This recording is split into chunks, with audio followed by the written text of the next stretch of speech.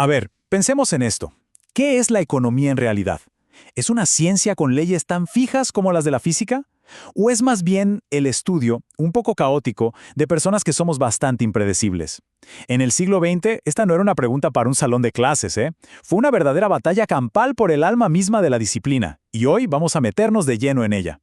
Y todo se reduce a esto. ¿La economía debería ser pura lógica, casi matemática, o debería construirse con los ladrillos de la realidad, estudiando cómo nos comportamos de verdad con datos duros y puros? Ojo, porque la respuesta a esta pregunta tenía y sigue teniendo unas consecuencias enormes. Ahora, viajemos en el tiempo. Pensemos en los años 30. El mundo estaba de cabeza por la Gran Depresión. Surgían nuevas ideologías por todas partes. De repente, esta pregunta se volvió urgentísima.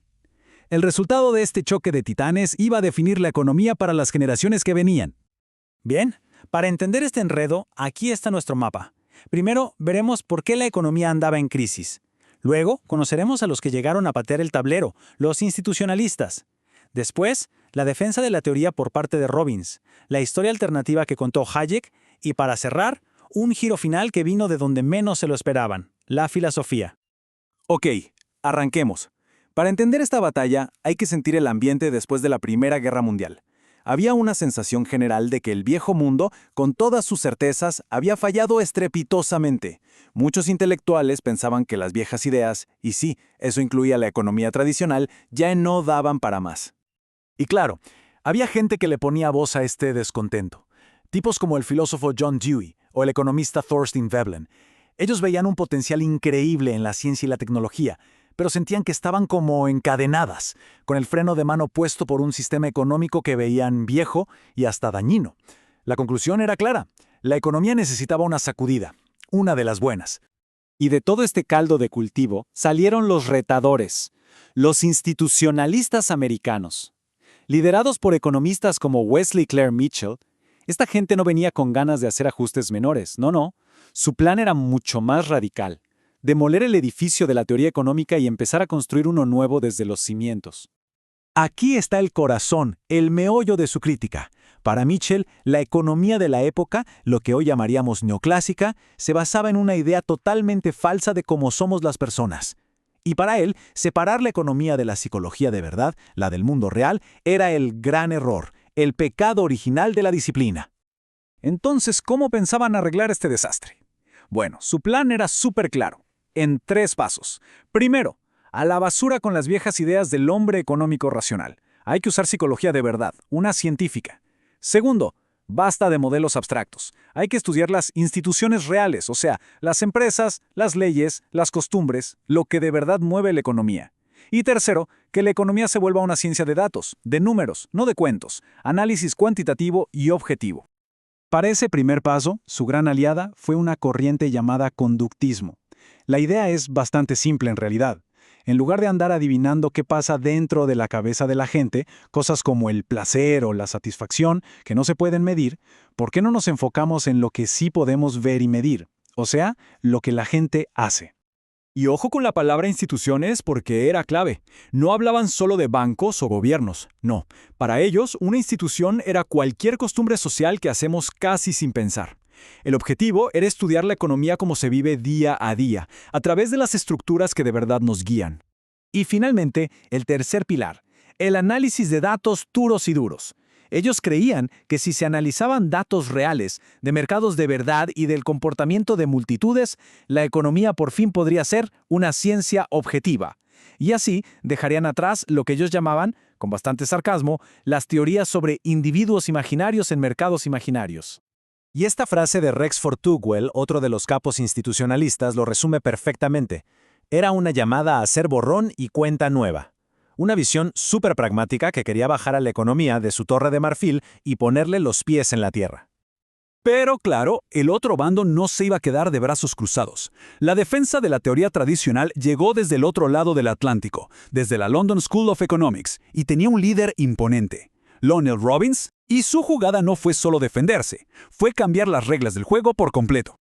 Miren este cambio, porque es un verdadero antes y un después. La economía dejó de ser el estudio de la riqueza para convertirse en la ciencia de la elección, específicamente, cómo elegimos cuando los recursos son escasos y no podemos tenerlo todo. Esta definición es tan potente que básicamente es la que se sigue enseñando hoy. ¿Y esto qué significa en la práctica? Un montón de cosas. Primero, la economía se vuelve neutral. Ya no le importa si tus metas son buenas o malas. Simplemente te dice cuál es la forma más eficiente de usar tus recursos para lograrlas. Y, algo crucial, hace que los precios del mercado sean la pieza de información clave para tomar esas decisiones. Y claro, Robbins tenía que responder al ataque más fuerte, la idea del Homo economicus, ese ser súper racional que nadie ha visto en la vida real. Y su defensa fue muy astuta. Dijo algo como, a ver, nadie cree que la gente sea así todo el tiempo. Es solo un modelo, una herramienta para pensar, un dispositivo para entender ciertas tendencias. Es como un mapa simplificado, no es el territorio real, pero ayuda a navegar. Y cuando el debate parecía ser entre dos bandos, entró a la cancha un colega de Robbins, Friedrich Hayek, y le dio un giro total a la discusión. Él no solo defendió la teoría, no, ofreció una contrahistoria, una narrativa completamente nueva sobre para qué sirve la economía. Así que ahora tenemos dos versiones de la historia, totalmente opuestas. Para Mitchell y los suyos, la historia de la economía era una de errores basados en una psicología mala. Para Hayek era la historia de un descubrimiento increíble, que la sociedad a través de los precios se puede organizar sola, como por arte de magia, en un orden espontáneo que nadie planeó. Y esto lo llevaba a otra pregunta. ¿Por qué la economía a veces tiene tan mala fama? Hayek tenía una teoría.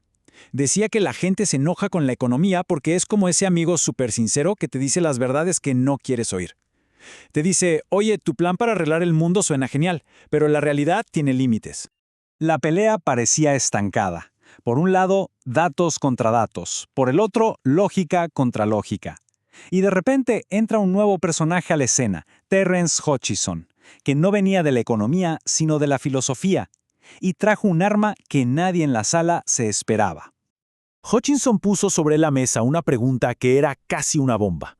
Dijo algo como, un momento todos, ¿y si los dos bandos están equivocados? ¿Y si lo que hace que algo sea ciencia no es ni su lógica perfecta, ni que se parezca a la realidad? Y aquí está su concepto clave, la comprobabilidad. Años después se le conoció como falsabilidad. La idea, que tomó de filósofos como Karl Popper, es potentísima. Dice que una teoría es científica no si se puede probar que es verdadera, sino si existe alguna prueba imaginable que pudiera demostrar que es falsa. Si no hay forma de refutarla, no es ciencia, es un acto de fe. Y con esa arma nueva, Hutchison apuntó directo al corazón de la teoría pura de Robbins y Hayek. Argumentó que muchas de sus ideas, con esa lógica tan elegante, eran básicamente irrebatibles. Y si eran irrebatibles, según su criterio, no eran científicas. Criticó duramente ideas como la expectativa perfecta, diciendo que eso era esconder bajo la alfombra el mayor problema de todos, que en la vida real nadie tiene idea de lo que va a pasar mañana. Y así, esa gran batalla de los años 30 nunca tuvo un ganador por nocaut. Lo que sí hizo fue dejar muy claras las tensiones que la economía arrastra hasta el día de hoy. La elegancia de la teoría contra el desorden de los datos del mundo real. Al final, el debate sigue abierto y nos obliga a volver a la pregunta del principio. ¿Qué tipo de ciencia es o qué tipo de ciencia debería ser la economía?